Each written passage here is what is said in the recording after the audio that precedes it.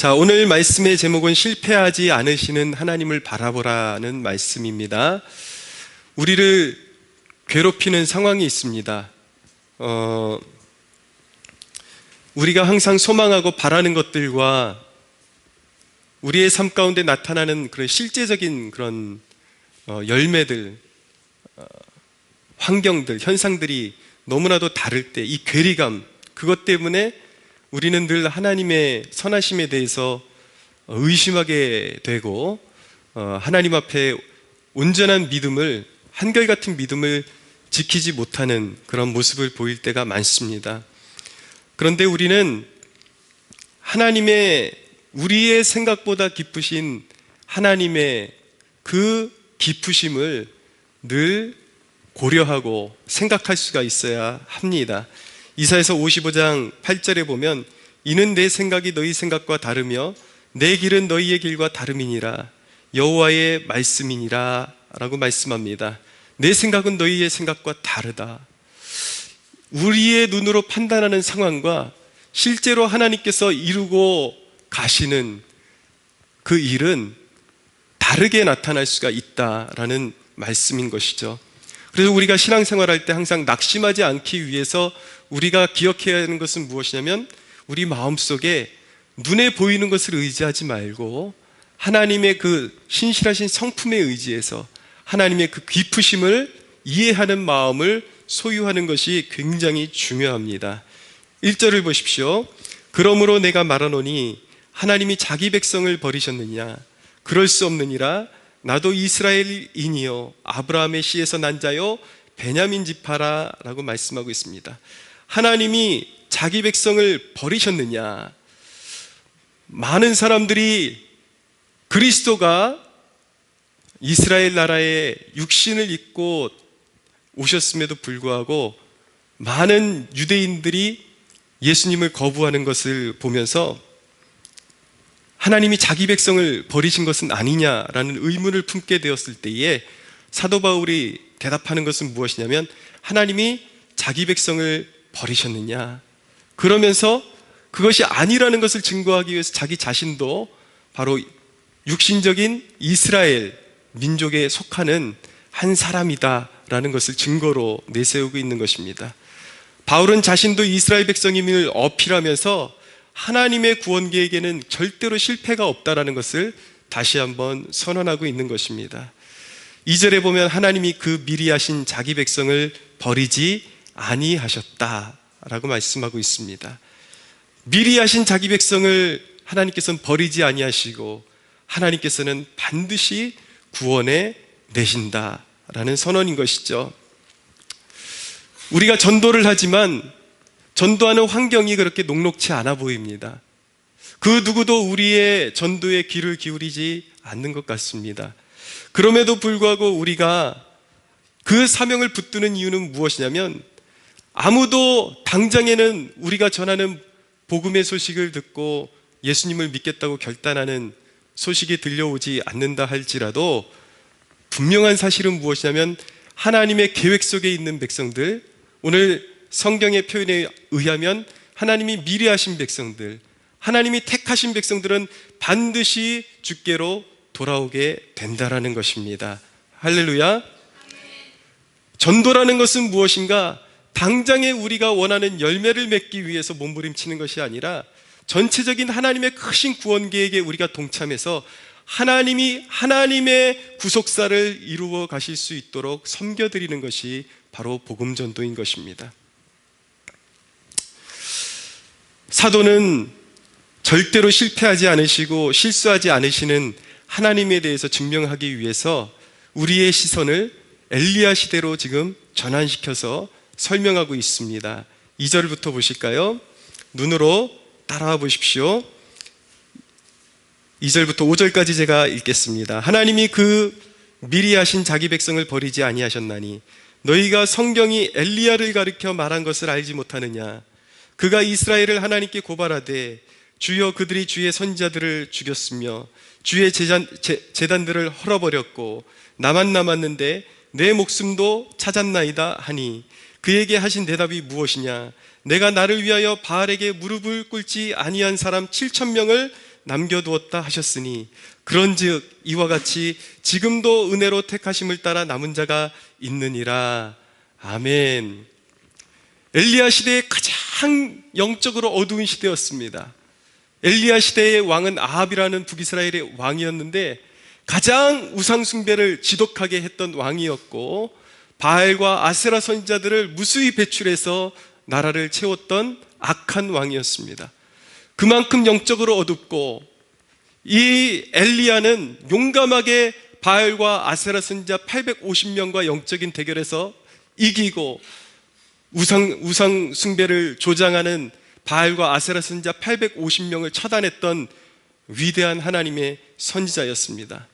그런데 그가 그 이방 선지자들을 죽이고 나니까 이 아합 왕의 아내인 이세벨이 독이 올라가지고 이 엘리야를 죽이겠다고 나서니까 갑자기 엘리야가 영적인 어두움에 잠시 눌려가지고 용기를 잃어버렸어요. 두려움 가운데 빠져가지고 하나님 앞에서 하소연하는 대목이 바로 이 대목이었습니다. 하나님, 이 땅 가운데 하나님을 섬기겠다고 남아있는 선지자가 아무도 없습니다. 하나님을 섬기겠다고 하는 백성들이 씨가 말랐습니다. 나밖에 남지 않았습니다. 하나님 어찌하오리까? 라고 그렇게 물었을 때에 하나님께서 엘리야에게 대답해 주신 내용이 무엇이냐면 그렇지 않다. 내가 아직도 바알에게 무릎 꿇지 않은 7,000명의 순결한 백성을 남겨놓고 있다 라고 그렇게 대답해 주셨던 것입니다. 여러분, 상황을 보면 오늘날 우리가 살아가는 이 시대만이 유독히 더 세속적이고 더 영적으로 어둡고 사람들이 하나님께로 돌아오지 않는 것 같지만 각 시대별로 살펴보면 각 시대별로 동일하게 언제나 인류가 거해왔던 모든 역사는 어두웠고 인간이 자발적으로 하나님을 찾았던 역사는 없었다라는 것을 알게 되는 것입니다. 수천 년 전에 엘리야 시대에도 그랬고 사도 바울의 시대에도 그랬고 지금 우리 시대에도 상황은 동일합니다. 사람들은 타락하고 하나님을 더 이상 찾지 않습니다. 길거리에서 수년을 기도해도 한 사람이 개종하는 사람을 만날 수 있을까 없을까 할 정도로 그렇게 믿음의 사람들이 씨가 말라가는 것과 같은 그러한 상황을 보이고 있습니다. 그러나 성경이 말씀하는 진리는 무엇입니까? 그럼에도 불구하고 성경의 진리가 우리에게 선포하는 것은 무엇이냐면 하나님은 그런 어두운 상황 가운데서도 자기 백성을 일으키신다라는 것입니다. 하나님은 오늘도 예배자들을 일으키고 계십니다. 하나님은 오늘도 하나님의 백성들을 일으키고 계십니다. 할렐루야. 왜냐하면 하나님의 구속사를 하나님께서 멈추실 수가 없고 모든 세대 가운데 하나님은 예배 받으시기를 원하시기 때문인 것입니다. 여러분, 엘리야가 자신이 처한 상황을 이렇게 부정적으로 바라볼 수밖에 없었다라는 것은 오늘날 신앙을 소유한 우리에게도 큰 위로가 되는 대목이라고 말씀드릴 수가 있겠습니다. 하물며 위대한 선지자조차도 그렇게 영적인 암울한 시기를 겪어야만 했구나. 그도 한때는 그 상황을 보면서 절망할 수밖에 없었구나. 그 위대한 믿음의 사람이 그런 영적인 어두운 상황 가운데 눌려서 부정적인 시야로 바라보고 때로는 그 마음이 위축되어서 쓰러질 수밖에 없었구나. 이런 대목이 우리에게 주는 위로는 무엇이냐면 하나님의 위대한 사람들도 쓰러질 때가 있었고 하나님의 위대한 백성들도 때로는 시험에 들 때가 있었다라는 것을 우리에게 보여주는 것이죠. 여러분, 엘리야의 이러한 모습이 우리에게 큰 위로가 되는 것은 이러한 모습이 바로 우리가 동일하게 자주 저지르는 잘못이기 때문인 것입니다. 많은 사람들이 교회가 썩었다라고 그렇게 말을 합니다. 이제는 교회 부흥의 시대가 지나갔다라고 그렇게 진단을 합니다. 한국교회에 과연 소망이 있을까라는 우려의 목소리가 큽니다. 그러나 여러분, 우리가 믿음의 눈으로 바라보아야 하는 사실은 무엇이냐면 하나님은 여전히 일하시고 계시고 한국교회를 위해서 준비하신 새로운 계획을 가지고 계시고 새로운 물결을 준비하고 계신다라는 사실입니다. 할렐루야. 이제는 규모에 집착하는 교회가 아니라 진리를 보여주는 교회가 되기를 우리는 힘써야 하는 것입니다. 우리의 마음속에 소원하기를 이 마지막 시대 가운데 하나님께서 다시 성령을 부어서 하나님의 영광을 드러낼 교회를 찾으신다면 하나님, 부족하지만 우리가 여기 있사오니 우리를 사용하옵소서. 할렐루야. 이런 소망으로 우리는 하나님 앞에 우리 자신을 헌신하며 드려야 할 줄로 믿습니다. 마귀는 속삭입니다. 이제는 전도가 통하는 시대가 끝났다. 이제는 기도만으로 교회 부흥이 일어나는 시대는 끝났다 라고 마귀는 성도들에게 이야기하며 속삭이며 영적인 그러한 길을 꺾어놓고 있습니다. 그러나 여러분, 우리의 귀는 항상 세상의 통념을 향해서 열려야 되는 것이 아니라 마귀의 속삭임에 대해서는 우리는 귀를 닫고 여전히 역사하시는 하나님을 향하여 신실하게 역사하시고 그분의 말씀대로 이루시는 하나님을 향하여 눈을 들고 귀를 기울여야 할 줄로 믿습니다. 여러분, 인간의 눈에 보기에 어두운 시대라 할지라도 하나님은 일하신다라는 이 영적인 교훈을 기억하는 것은 우리 개인과 국가적으로 큰 유익이 된다라는 사실을 기억하십시오. 여러분들의 앞길이 막힐 때마다, 여러분들이 암담한 상황에 빠질 때마다 기억하십시오. 하나님은 당신의 곁에서 여전히 일하고 계십니다. 하나님은 뜻하지 않게 길을 막기도 하십니다. 중국 선교의 아버지가 된 사람은 허드슨 테일러라는 분이었습니다. 허드슨 테일러가 무려 6년간 중국에서 정말 피땀 흘려서 사역을 했을 때 6년째 되었을 때에 중국의 회심자들을 약 30명 정도 모을 수가 있었습니다. 너무나도 귀한 것이죠. 그런데 하나님께서 허드슨 테일러에게 가장 이제 조금만 더 하면 더 큰 열매들을 거둘 수 있는데 하나님께서 허드슨 테일러에게 폐병을 허락하셨습니다. 이제 막 6년 동안 어떤 열매도 없다가 이제 조금만 더 하면 부흥의 문이 열릴 것 같은 그러한 초입에 서 있을 때에 갑자기 폐병 때문에 모든 사역을, 중국에서 일구던 사역을 내려놓고 다시 자신의 고국인 영국으로 돌아가야 하는 그런 위기를 맞이하게 되었습니다. 결국은 모든 짐을 싸들고 영국으로 후퇴해서 그가 소모한 시간이 몇 년인가, 약 4년이라는 시간을 폐병과 싸우면서 그렇게 지내야만 했습니다. 인간이 생각하기에는 이것이 무슨 경우인가? 조금만 더 했으면 더 많은 열매를 맺을 수 있었을 텐데 하필이면 지금 폐병이 걸려가지고 내가 더 이상 사역도 하지 못하고 영국으로 돌아와서 이렇게 병에 시달리고 있어야 하는가? 인간의 시야로는 분명히 그런 한탄이 있었을 것입니다. 그런데 하나님께서는 허드슨 테일러 자신도 모르는 놀라운 일들을 계획하고 계셨습니다. 이런 투병 중에 허드슨 테일러가 작은 소책자를 하나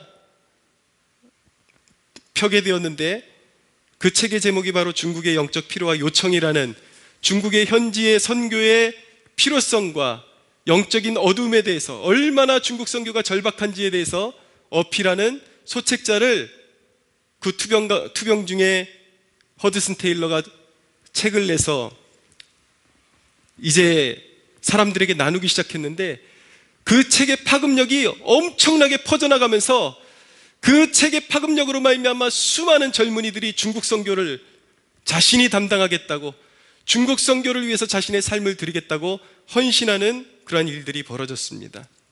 그래서 다시 중국 선교를 위해서 헌신한 선교사들과 함께 이후에 허드슨 테일러는 다시 중국 땅을, 동역자들과 함께 중국 땅을 다시 밟게 되는 그러한 역사가 일어나고, 자신의 동역자들과 다시 중국 선교를 위해서 힘썼을 때에 이전보다도 더 놀라운 사역의 열매를 거둘 수 있게 되었던 것입니다. 할렐루야. 자신의 혼자의 힘으로 할 수 없었던 일들을 하나님께서는 허드슨 테일러의 투병 기간을 통해서 하나님께서는 놀랍게 역사하시고 그분의 섭리 가운데 인간의 방법으로 하는 것보다 더 좋은 방법으로 하나님을 인도하시고 사역의 열매로 인도하셨다는 사실을 우리는 눈여겨서 보아야 하는 것입니다. 그래서 6년째 30-40명에 불과했던 중국의 회심자들이 허드슨 테일러가 중국 선교에 21살 때 자신의 몸을 바쳐서 헌신하기 시작해서 50년 이후에 이제 은퇴하게 되었는데 70살이 되었을 때에 허드슨 테일러가 중국 사람들에게 세례를 준 사람의 수가 몇 명이냐면 18,000명에게 세례를 주게 되었습니다. 그리고 허드슨 테일러의 그 용기와 헌신과 하나님을 향한 그 충성심을 통해서 배출한 선교사, 허드슨 테일러처럼 내 인생을 중국을 위해서 드리겠습니다라고 헌신하고 건너온 선교사의 인원이 무려 853명이 되었습니다. 할렐루야. 사랑하는 여러분, 이해할 수 없는 상황이 우리 앞에 주어져 있을 때에 잠잠히 하나님을 바라보며 그가 역사하시는 길을 주목해야만 하는 것입니다. 항상 내 뜻보다 하나님의 뜻과 의중이 옳다라는 믿음을 가질 때에 우린 마침내 하나님의 위대하심을 찬양하게 될 것입니다. 7절에서 11절을 보십시오. 7절에서 11절 같이 한번 읽어볼까요? 시작. 그런즉 어떠하냐? 이스라엘이 구하는 그것을 얻지 못하고 오직 택하심을 입은 자가 얻었고 그 남은 자들은 우둔하여졌느니라.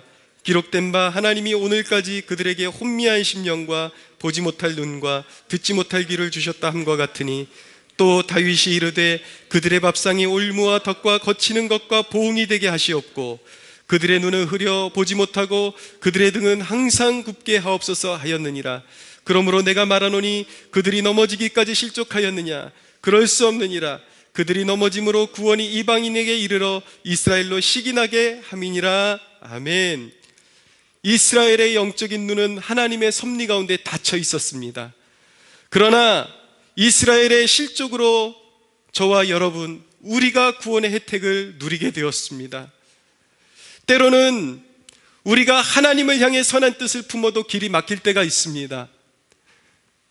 사도 바울의 입장에서는 메시아가 탄생한 자기 동족 이스라엘이 먼저 구원을 받아야 더 옳은 것 같고 좋은 것 같지만 사람의 생각에는 그것이 더 옳은 것 같지만 하나님의 생각은 달랐다라는 것을 보여주고 있는 것입니다.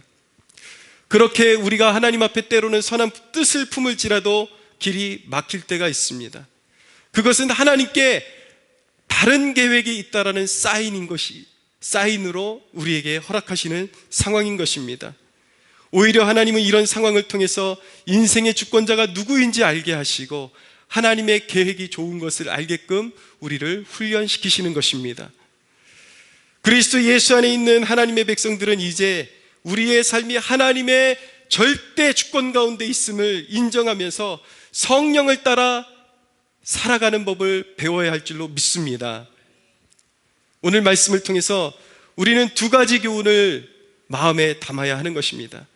첫째는 무엇이냐면 복음의 사명은 믿는 자가 나타나지 않는다고 해서 무의미한 것이 아니라는 것입니다. 여러분, 우리가 복음을 선포하는 이 모든 것들은 눈에 보이는 열매가 없다 할지라도 그것은 무의미한 것이 아니라 우리가 복음을 선포하는 그 자체가 세상을 향한 하나님의 심판의 공의로움을 선언하는 행위임을 믿으시기 바랍니다. 성경은 마지막 시대에 사람들은 더욱더 세상을 사랑하며 믿지 않을 것이라고 그렇게 말씀하셨습니다. 사람들이 주께로 돌아오지 않는 것, 많은 사람들이 주님을 외면하는 것 같이 보이는 것은 어쩌면 당연한 것입니다. 주님께서는 마지막 시대에 믿음을 보겠느냐라고 말씀하셨습니다. 그러나 여러분, 그럼에도 불구하고 우리는 하나님의 긍휼의 마음을 부음받은 남은 자들이 나타날 것을 기대함으로 오늘도 복음을 전해야 하는 것입니다. 하나님은 풍성한 수확을 기대하면서 땀 흘리는 씨앗을 뿌리는 농부와 같이 사명 감당하는 교회의 풍성한 추수의 기쁨도 약속하고 계십니다. 또 한 가지 우리 마음에 새겨야 되는 사실은 무엇이냐면, 우린 이스라엘 나라에 대한 고마움과 선교의 마음을 가져야 합니다.